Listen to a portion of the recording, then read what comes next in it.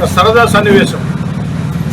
ఏంటా సరదా సన్నివేశం అంటే, జిల్లా పార్టీ అధ్యక్షుడు కాకాని గోవర్ధన్ రెడ్డి గారు, నగర YSR Congress party in charge MLC మిత్రుడు పర్వతరెడ్డి చంద్రశేఖర్ రెడ్డి గారు, వీరికి తోడు మరో 17 మంది ఎమ్మెల్సీలు, అంటే 18 మంది ఎమ్మెల్సీలు జిల్లా పార్టీ అధ్యక్షుడు వచ్చి నెల్లూరు నడి రోడ్లో మీడియాతో మాట్లాడుతూ, రాష్ట్ర మంత్రి పొంగూరు నారాయణ గారు వేధిస్తున్నాడు, వెంటాడుతున్నాడు, కక్షాదింపు చర్యలు పాల్పడుతున్నారు.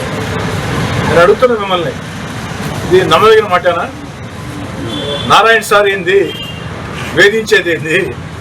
నారాయణ సారు నిఘంటువులో ఆ వేధింపులు, వెంటాటాలు అర్థమే తెలియని వ్యక్తి.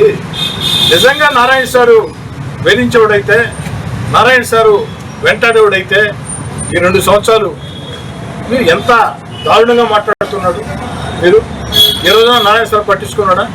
నారాయణ సారు వేధింపులు, వెంటాడటం, కక్షాదింపులు ఇవి వారికి తెలియదు. వారికి తెలిసింది అభివృద్ధి చేసి, ప్రజలకు సేవా కార్యక్రమాలు చేసి, 10 మందికి మేళ్లు చేసి, తన చేతల ద్వారా ప్రత్యర్థి పార్టీలకి సమాధానం చెప్పడం తప్ప మరొకటి నారాయణ సార్ తెలియదు.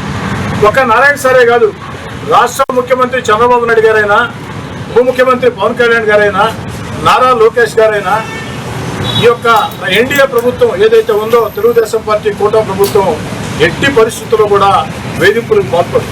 కానీ మా ఇష్టారాజ్యంగా ప్రవర్తిస్తాం, మేము ఇష్టం వచ్చినట్టు చేస్తాం, గతంలో అనేక అక్రమాలు మేము చేసాం, వాడి జోలికి రాకూడదు అనుకుంటే ఎలా సాధ్యం?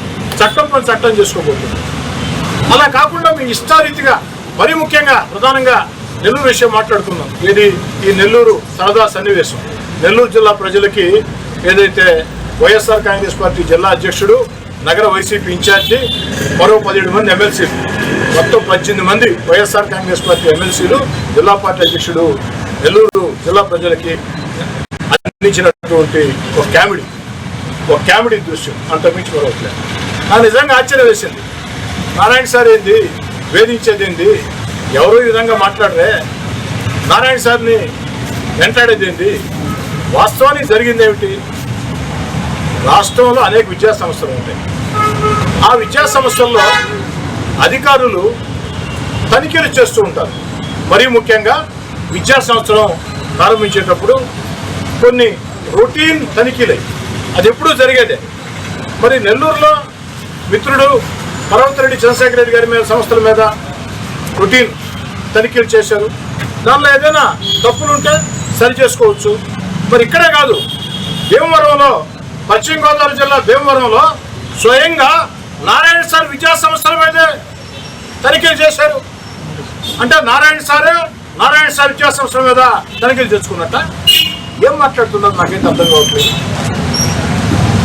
రొటీన్ తనిఖీలు. మీరు తప్పు చేయకుంటే ఉరికి పడాల్సిన అవసరం లేదు, తప్పు చేసి ఉంటే సరి చేసుకోవచ్చు. ఏమైనా వచ్చి అంతకంటే ఏమైనా ఇష్టారాజ్యంగా వారు ఏదైనా ప్రవర్తించారా? లేదు కదా. అనేక విద్యా సంస్థలు, మిత్రుడు చంద్రశేఖర్ రెడ్డి గారు ఎమ్మెల్సీ కాబట్టి, వైసీపీ ఎమ్మెల్సీ కాబట్టి, దీన్ని కూడా రాజకీయంగా ఎలా అనుకూలంగా మార్చుకోవాలా?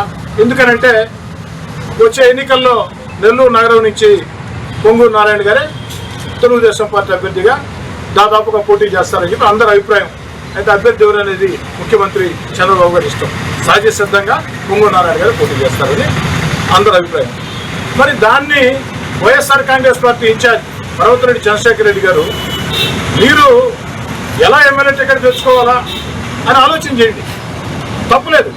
కానీ దానికి ఇలాంటి ఆరోపణలు సరిగా, మీకు టికెట్ మీద అభద్రతాభావం ఉందేమో నాకైతే తెలియదు. నాకు తెలిసి అయితే నాకేం లేదు అభద్రతాభావం. పర్వతరెడ్డి చంద్రశేఖర్ రెడ్డి టికెట్ మీద నాకు అభద్రతాభావం లేదు. నీకేం అభద్రతాభావం ఏమైనా ఉందా? లేదంటే వైఎస్ఆర్ కాంగ్రెస్ పార్టీ అంతర్గత రాజకీయాలు ఏమన్నా, గ్రూప్ రాజకీయాలు ఏమన్నా దీనికి ఆజ్యం పోసాయా? నాకైతే తెలియదు. కానీ దాన్ని తీసుకొని వచ్చి నారాయణ సార్ మీద అదేదో చెప్పేవాడి మీదన్నా చెప్తే వింటారు, కానీ నారాయణ సార్ మీద చెప్తే ఎవరు వింటారండి? అంతేకాదు, ఒక ఉదాహరణ చెప్పాలి మీకు. 2019-24 మధ్యలో నేను 3.5 సంవత్సరం పాటు వైఎస్ఆర్ కాంగ్రెస్ పార్టీ ఎమ్మెల్యేని ఒక 16 నెలల ముందు వైఎస్ఆర్ కాంగ్రెస్ పార్టీతో భేదించి దూరంగా జరిగి వచ్చినాడు. నేను ఆ 3.5 సంవత్సరం అధికారంలో ఉన్నప్పుడు కొంతమంది తల్లిదండ్రులు కొంతమంది విద్యార్థుల సమస్యల్ని నారాయణ సార్ విద్యా సంస్థల్లో నా దృష్టికి తీసుకొని వచ్చారు. నారాయణ సారే కాదు, మరికొన్ని విద్యా సంస్థలు కూడా నా దృష్టికి తీసుకొని వచ్చారు. మీకు తెలుసు, ఎవరైనా సమస్య చెప్తే నేను విధంగా స్పందిస్తున్న విషయం. నేను నేరుగా అధికారులను తీసుకెళ్ళి ఆ సంస్థల వద్దకే వెళ్ళి హుందాగానే గౌరవంగానే ఆ విద్యార్థుల పక్షాన తల్లిదండ్రుల పక్షాన మాట్లాడా. అధికారులు కూడా చెప్పా, అధికారులు కూడా వచ్చారు, మొత్తం అంతా కూడా పరిశీలించారు. ఏదైనా ఉంటే సరి చేసుకున్నారు, లేని వాటికి లేదని చెప్పారు. మొత్తం మీద ఆ విద్యార్థుల సమస్యలు పరిష్కారమని తల్లిదండ్రులు భరోసా ఇచ్చారు. ఒక్క నారాయణ సార్ విద్యా సంస్థలే కాదు, అనేక విద్యా సంస్థలు మీకు తెలుసు, బయట వాళ్ళకి తెలియకపోవచ్చు. హాల్ టికెట్ల సమస్య వస్తే, విద్యార్థులు హాల్ టికెట్ల సమస్య వస్తే ఒక్క నెల్లూరు రూరలే కాకుండా నెల్లూరు జిల్లాలో ఉండే అన్ని కళాశాలల్లో స్కూళ్ళల్లో స్పందించి ఏ విధంగా పనిచేస్తే మీకు తెలుసు. కొన్ని దగ్గర నేనే స్వయంగా వెళ్ళా. కొన్ని సెంటర్లో హాల్ టికెట్ లేవంటే, ఇవ్వటం లేదంటే లేట్ అవుతుందని చెప్పని నేనే వెళ్ళి హాల్ టికెట్ ఇప్పించాం. నారాయణ సార్ విద్యా సంస్థలే కాదు, పేషెంట్ల కోసం ఆ రోజు నారాయణ సార్ హాస్పిటల్కి వెళ్ళాం, మాట్లాడున్నాం. మరి ఆ రోజు నేను వెళ్ళిన రోజు నారాయణ సారు ఆ సమస్యలు ఏమిటి, విద్యార్థుల సమస్యలు అంటే నారాయణ సార్ కింద పనిచేసే ఉద్యోగస్తులు. నారాయణ సార్ సమాచారం ఇస్తే ఆ సమస్యలు ఏమిటో తెలుసుకోమని చెప్పారు, దాన్ని పరిష్కారం చేశారు.